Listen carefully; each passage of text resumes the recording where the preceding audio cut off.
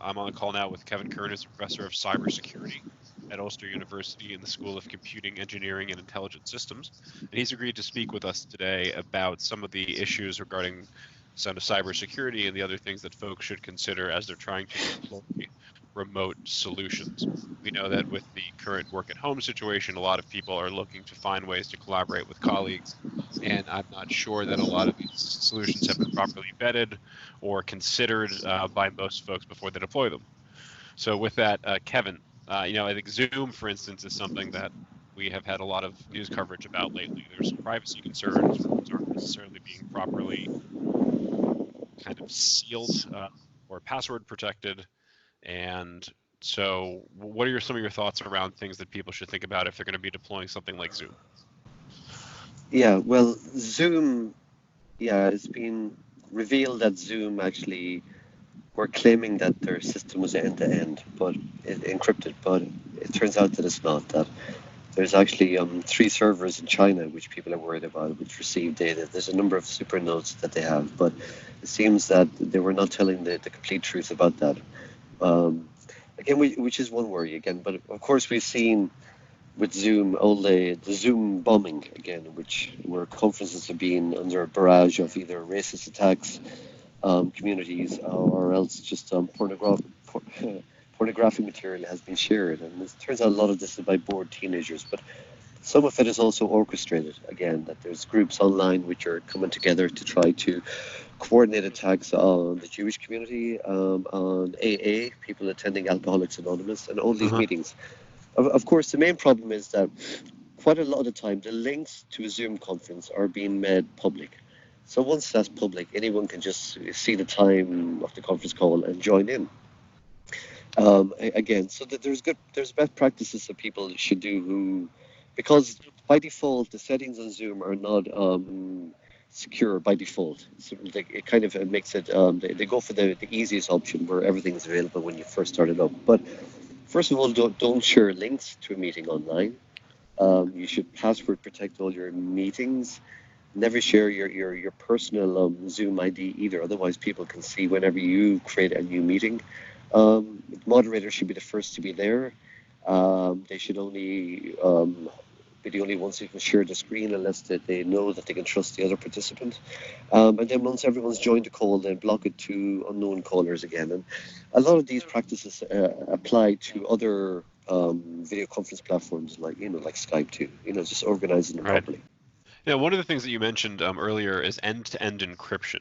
So apparently you were saying that Zoom said that their calls were encrypted end-to-end, whereas in fact they weren't. So from a legal perspective, we could potentially see some claims involving misrepresentation, breach of contract, those sorts of things. But one of the things, maybe, could you explain what end-to-end encryption is for people who might not be as familiar with it? Well, quite simply, end-to-end encryption means that if you were talking with another party, whether it's through email or whether it's through video conference client, whatever else.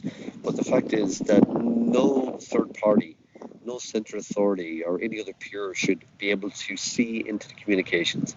That it should be encrypted with strong, symmetric algorithm, or it can be a public algorithm or a public asymmetric algorithm or a symmetric algorithm, as we say. But basically, that only you and the other person are the only ones who have the private keys to decrypt the conversation, whatever means that takes, where no one else can snoop on the conversation and capture what happens. Right, and so end-to-end encryption is the standard then for most type of communication and collaboration technologies? It has become, it's been a slow process. I mean, 10 years ago, the majority of the websites you visited were HTTP. They weren't end-to-end encrypted, for instance, like from your client to the bank or whatever. Now it's become de facto, like 95% and 90% of the web, the surface web, is encrypted, using that. So it's been pretty fast in the last number of years because companies have realized, organizations with web premises have realized that Google, one of the signals that they have for ranking your site, that one of the signals, again, we don't know the full range of signals. Like, I mean, of course, as they say, number one probably really is the content on your site, and number two is the amount of links, authoritative links which come into you, which means that your site will appear higher in the search engines. But they have so many, hundreds of other signals as well, and one of them is actually whether a site uses HTTPS. So that has forced a lot of sites to just move to to encryption. So yeah, the HTTP versus HTTPS. Well, some users might have gone to a website on the browser and gotten a message saying, "Oh no, this connection isn't secure. Would you like to continue?" So you're saying that 10 years ago, even 5 years ago, they might not have had that warning, but browsers like Google Chrome or Mozilla Firefox or Microsoft Edge now seem to caution users from going to sites that aren't secured with encryption. It's become, again, in a lot of cases, I mean, it depends on the site. If the site is only a public information site and it's just telling you, about the flowers of the local forest or the rivers which run through your area, something like that, which is not collecting any personal information, well then, there is no harm. You got to take your site by risk, but it's a good indicator. Like if you think you're logging onto your bank and you don't see your padlock and a warning comes up, well then, that email you clicked on, which is trying to redirect you to the fake bank of whatever, it's a good sign, and it's something that people should be there for. But there are sites where there is no harm. There's no man in the middle attack. I mean, there's a difference between sites which control our private information, our credit card information, our health records, and all that, and other sites which are just informational. Well, that's a very good point. So you're saying that sites that you would visit just to get information where you're not submitting any personally identifiable information or financial information to them, there would be no reason for them to be encrypted because they're not giving you anything special and you're not giving them anything special. But any site that you enter financial information, health information, or other types of sensitive data, you'd want to make sure that that was encrypted. That's very, very helpful. So one of the other things that I think people are looking to figure out is that some businesses where maybe they have a file share so that everything lives on a file share on their local network are struggling to figure out ways that they can have collaborative file sharing. Obviously, sending everything via email runs into problems with versioning. You can clog up your email servers that way. Sometimes filters make it time. There's a time factor when these things are being sent. With some of these file sharing programs, Dropbox, OneDrive, Google Drive, are there any additional concerns that you think people should think through before they deploy them? Well, yeah, I mean, the best thing you could do is to use your Office 365 or your SharePoint and your OneDrive and your Dropbox, which generally most people have accounts on. They're the predominant ones, really. Um, yeah, I mean, yeah, any remote access sharing links really could open up people, but generally people have to be authenticated, log in with their accounts anyway. So it's not a major gap in security at the moment. There is one thing I forgot to mention, which your average person would not know, is when you use conference tools like Zoom and you share your information there and your sketches and your audio and whatever else, they actually own that data. They can do whatever they want with that data that you think was just a conference call between you and your buddies and sharing private information. So something to be aware of, and a lot of people are not aware of that. So you're saying that because of the terms of the end user license agreement and the fact that records, if they are being made, are being made on the servers by services like Zoom, that users have agreed to give them ownership over that. Yeah, exactly. They can do what they want with that. Again, it's just like, people are so used to using Gmail that they forget that Gmail, the Google harvests the information in our Gmail accounts again, that they can read everything. Again, I'm not saying that there's Google employees sitting down, but they have algorithms and they have, in the background, they have data processing of our information again. So if you're really conscious, again, the best, well, the email package I recommend out there is Protonmail, and it's free, Mm. and it's an excellent client, and it's end-to-end secure. And again, even with people who are not using Protonmail, you can set up secure links more easily than you could with other systems again. So Protonmail would be, it's used by the good guys and the bad guys alike because of its power. Right. And Protonmail is a Swiss-based company that started with, I think, some scientists who had worked at the CERN. And yeah, I guess a lot of people who may have explored encryption could have gotten lost in documentation over PGP encryption or other types of public key encryption systems. And so one of the things that Protonmail does, which is very clever, and from what I understand, is that it kind of keeps track of these private and public keys in a sense. So that if you want to email in an encrypted fashion to another Protonmail user, they kind of handle that for you in the back end, and you don't need to worry about kind of dealing with the manual process of encryption. Is that correct in my understanding? Yeah, exactly. They handle the keys really. There's trusted authority in that case, and also if you communicate with someone who doesn't use Protonmail, you can they set up a kind of a clever link system really, where they get them to log into the server so that it still is end-to-end encrypted, and it makes it as easy as it possibly could be. Because email notoriously is never been. I mean, remember, the internet was never designed from the ground up to be the secure architecture. Really, it was never envisaged that it would become the center of our lives for commerce and for entertainment and everything else, and that it would be such a powerful tool really. So email was never designed to be secure really. There's always metadata carried. You can even if someone wants to encrypt emails, for instance, the metadata, the fact that someone is communicating with someone else is useful to lower authorities or to people spying on you. But again, it's getting a little bit more secure. Again, like if you send an email from a Gmail account to a Gmail account, you've got encryption there, but outside of there you don't. And of course, there was a pretty good privacy, the PGP framework, which was developed again. But the fact is, no one uses it. Only the superpowered use it, really. So it's never had user takeoff again. And we know about the network effect. Right. No, I'm just chuckling because PGP is something that I needed to use when I was doing policy work in Washington with a lot of national security whistleblower issues. There were people who would refuse to email me using Gmail. There were those that would, but they required, was it 4096-bit encryption? There's some pretty intense stuff. Yeah, I guess some other time, I think I already told you the story, how I was working for a lawyer and we were representing the father of a major national security whistleblower. And we got an email from the email address that was associated with that whistleblower. And it was very public at that stage in time. This was about 2013. And I figured that if this guy was as privacy conscious as we all kind of thought that he would have used PGP encryption. So what I did was look for a public key associated with the email address in question on an MIT PGP key server, and I found one that had been uploaded in 2009. So the fact that we got this email from somebody claiming to be this national security whistleblower, and the fact that the email address had been on file for at least several years, was indicative to me that this wasn't an email address that had just been created to try to masquerade as this person. Yeah. So yeah. Anyway, that was a kind of interesting thing, and that's where I learned all about PGP. So one of the things that I know that we don't have too much time left, but one of the things I thought that we could talk about is that I was recently on a conference call with about 60 people globally. It was hosted by Tony Lai. Was one of the main organizers out of Stanford Codex. And one of the things that was being discussed was privacy and encryption around these location tracking apps that people are trying to build to help people manage potential COVID-19 exposure. So the thought process is that you want to kind of keep track of where you're going through your phone. And if you get enough people to sign up for the same app, you can track a lot of people and where they're going.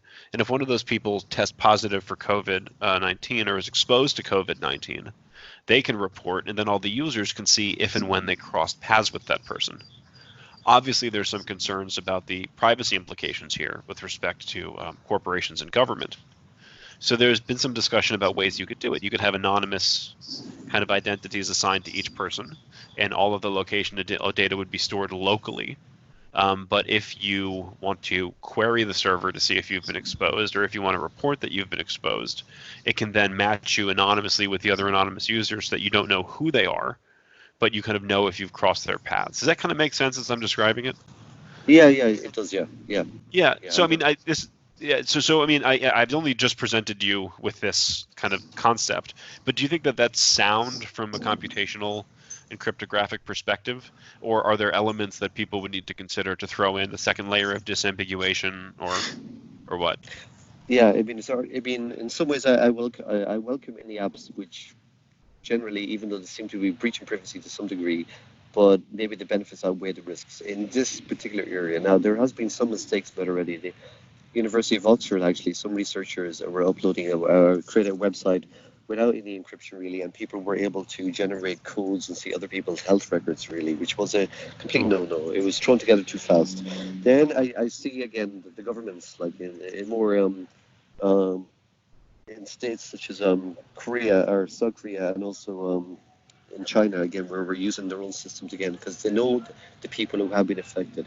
The problem is, of course, a lot of these apps really have to rely on self-reporting, and of course, in this case, a lot of people don't know they have it, even right. had it and got over it without knowing it. But um, there are dangers again, and some of these are asking people to self-report as well, using the government records that they have of people who have been affected and their location data, but also asking people to self-report. And a lot of them have said that they'll delete the data on request, but I thought that was a bit naive. To me, people will not have time, will forget to use the app. To me, it should be deleted automatically, the whole database after the event. Um, but again, anything like this, which tracks people really, which is requiring, and even the ones where people don't want to be, especially in countries, it hasn't happened in the UK, but in countries where they don't opt to it, but the government elect to do this. Yeah, I can see I can see the worries that they have, but at the end of the day, this is about survival at the moment, really. So anything which can Right. help, and technology can help in this matter, well, then so be it. So I mean, it's from a computational perspective. There's old spy films and spy TV shows where the message will self-destruct in however many seconds. Is there a way to build something that would require? So well, let's say this. Let's say that we do it, and I become some kind of key escrow holder, so that we have a server set up at maybe an academic institution or some other trusted enterprise. Maybe it's Protonmail's servers or whatever in Switzerland. And in order for people to make sense of the data, it must go through this kind of intermediary. And then after the crisis is over, the intermediary pulls the plug, so to speak. And so that way you could never reverse engineer, or it would be computationally very expensive to try to. Does that make sense as I'm trying to describe it? Uh, yeah, I'm not sure because in that case, because we're talking about data, if we're talking about maybe information which we can run some algorithm on machine learning and try to work out, maybe, but the fact is, we've no idea if people were using that data and capturing it. There's nothing to stop them saving it offline again. So you Right. can't, yeah, that's the problem. You've no way of being able to control. If you're given access to data, you got to presume that they can capture that, scrape it, and keep it. Right. And Yeah. so, and I, I'm not a technology. Well, I mean, I know a bit about technology, but I'm not a technology professional. I'm a lawyer. Yeah. And so some of these things are kind of beyond my level of knowledge. But it also seems to me, would there not be a way to create a system whereby people can access data and do things with it where they wouldn't have the ability to retain it or scrape it? Um, I can't think. I think if you can access the data in any way, you can extract it. Okay. Yeah, I just can't see how you could do that because you're accessing data, you're running your whatever kind of validation data sets. Again, no, I'm pretty sure you could take it. It's either don't capture the data or don't give it to anyone really. I mean, the best thing you could do is obviously just hopefully that it's only going to trusted third parties. So if we are capturing data, let the health system do it. Let it be used by academics or people who are within the health service again, but not give it Right. to commercial third parties. And that's the problem. We're just worried about the data being used by commercial third parties, and especially if it's sensitive data, if it's got people's health records as well. Yeah, yeah. So I have a few calls scheduled throughout the next couple weeks with various groups that are looking at technical solutions of ways that we can kind of do this, whether it's the data is stored locally, whether they have, yeah, I think the idea would be that somebody would have this data on their phone, and the only thing the server would have is these kind of pseudonymous kind of records, Yeah, which, no, that's different. I mean, definitely you can do that. I mean, that's used in many situations. It's kind of homomorphic encryption. But it's the no, that's a standard way of doing a lot of things. I mean, Apple even, like for instance, their latest Find My. If you lose your MacBook, you can find it again. And Apple have come up with a very clever encryption algorithm, which is something like that, where they don't even know your ID, whatever else. Only you know it. But again, so that's see, that's a different issue. But if if maybe I misunderstood you, but if you're talking about giving access to data, which then can be that could be extracted, but definitely there's a ways easily of being able to hold people's information, anonymize it, de-anonymize, anonymize it, sorry, and yeah, keep it more private here. Okay, well, great. Well, Kevin, this has been great. Thank you so much for taking the time to speak with me about this so that I can get a better understanding, and hopefully other people will find it interesting as well.